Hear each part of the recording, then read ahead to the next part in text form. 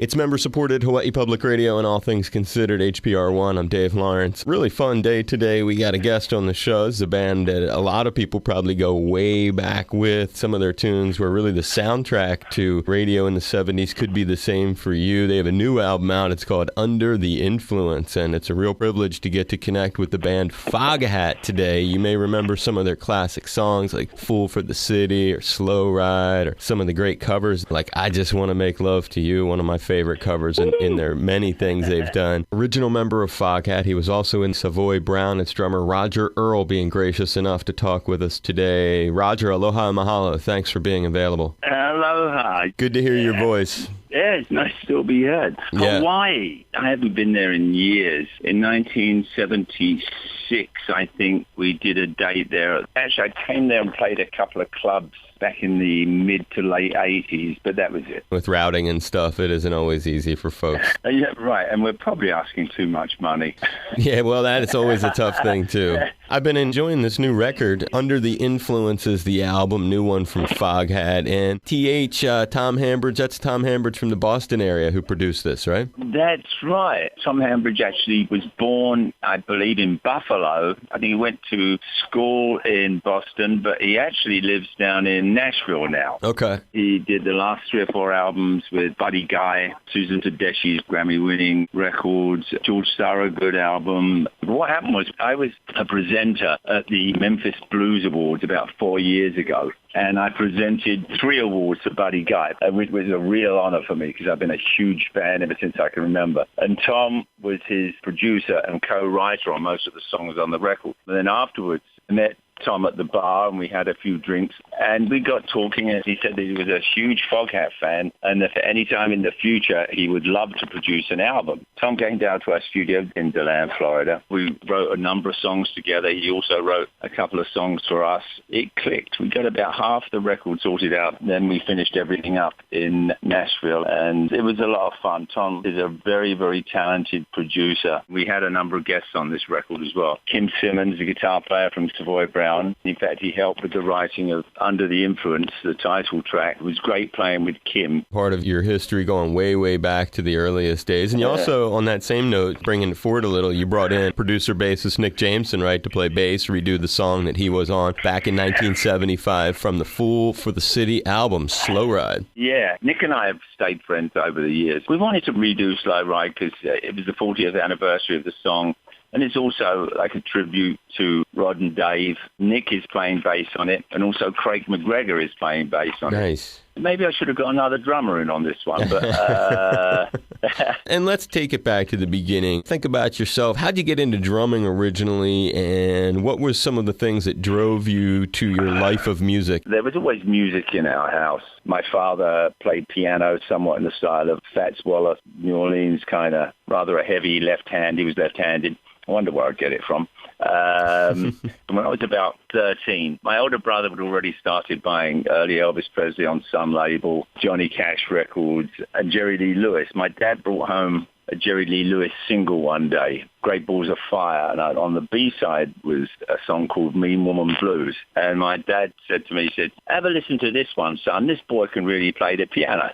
After that, our household was never the same. My father took me to see Jerry Lee Lewis when he toured in England, I believe in 61. That was it. I was hooked, got me Under the Influence. And in fact, I saw Jerry Lee about 4 or 5 months ago in Manhattan in New York City. B.B. King's just had his 80th birthday. It was great. That's what started it. Jerry Lee Lewis and Chuck Berry, Muddy Waters, John Lee Hooker. Through the years, some of your covers have included some of these really big names. Willie Dixon, I Just Want to Make Love to You. There's been Chuck Berry's Maybelline. Did you ever get to interact with Willie Dixon or Chuck Berry along the way and have similar kind of experience? Yeah, very much with Willie Dixon. I was a huge fan. On the first album, 1971-72, we had a hit record with I Just Want to Make Love to You, which was written by Willie Dixon, originally recorded by Muddy. And then in 1977, we did a live album. Single released off of that was I Just Want to Make Love to You, which also became a top 20 single over here. And we were playing 3 nights in Chicago at the Amphitheater there. And on the first night, Willie Dixon's daughter came down to see us.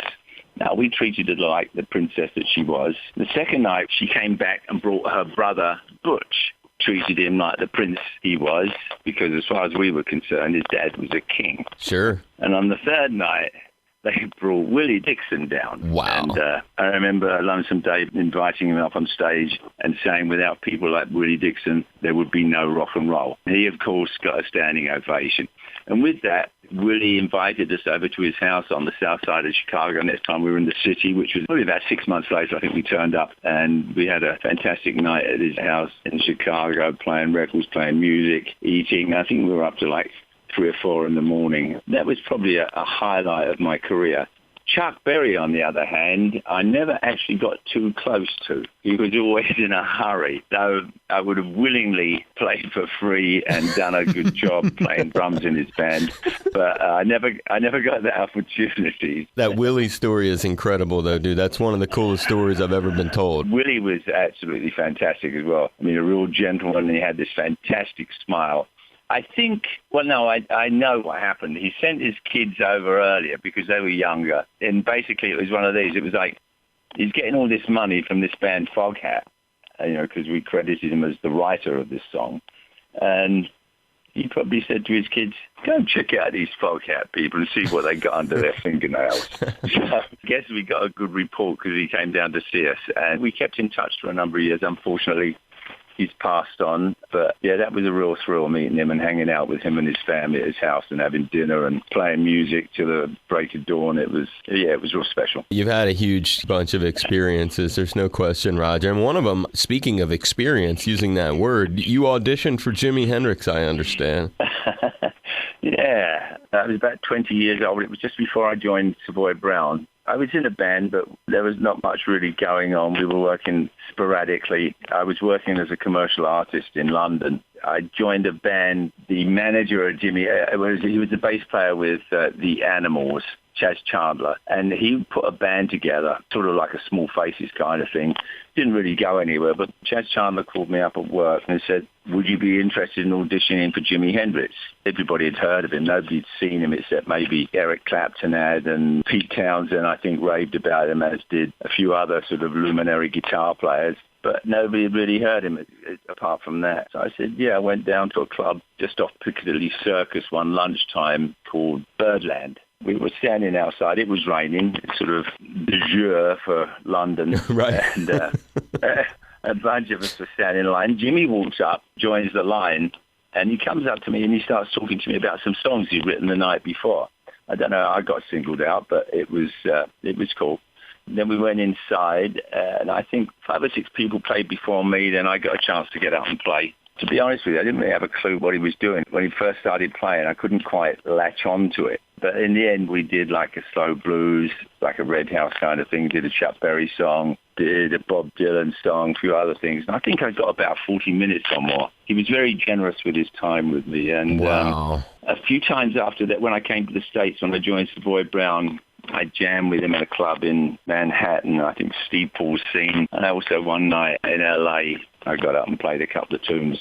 Those are things that are under the radar and part of what makes Foghat such a magical band, because you guys have really deep roots in ways that maybe are under the surface people don't know about. And they think about this new record under the influence, talking about real history, real respect for the blues, real respect for how rock was formed. And he's been so generous with his time, telling incredible stories. I really appreciate it. An original member of Foghat, goes all the way back, drummer Roger Earl, and was in Savoy Brown as well. I hope you had fun talking today. I did.